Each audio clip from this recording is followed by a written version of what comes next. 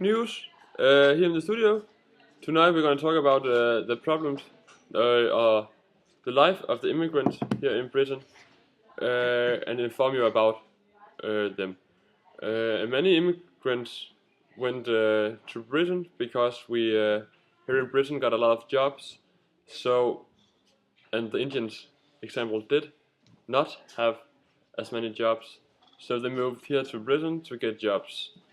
And the largest group of immigrants come from India. And that also can cause some problems because many of them settles down in bigger cities, in ghettos, and then just live in segregation to the British people. Most of their work is industrial work or bus driving or taxi driving. It's not well-paid jobs, but it's jobs that need to be done, and the British people don't want to do it. Yes.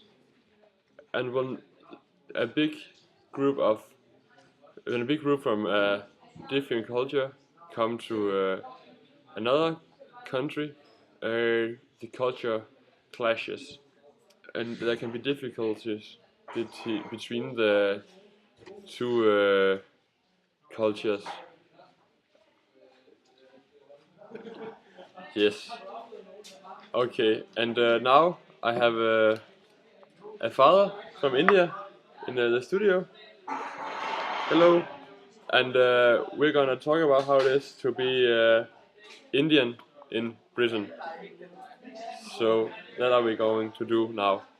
So, father, how is it to live in Britain compared to India?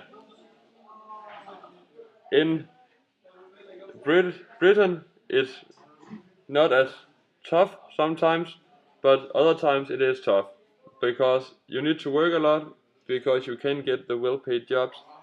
But on the other hand, compared to India, it's nice to live here, a better welfare, and we are having a good time. So I love to be in Britain. It's much better than India, but it's hard to be a part of the culture. I would love to be a part of the culture, but sometimes it's just difficult.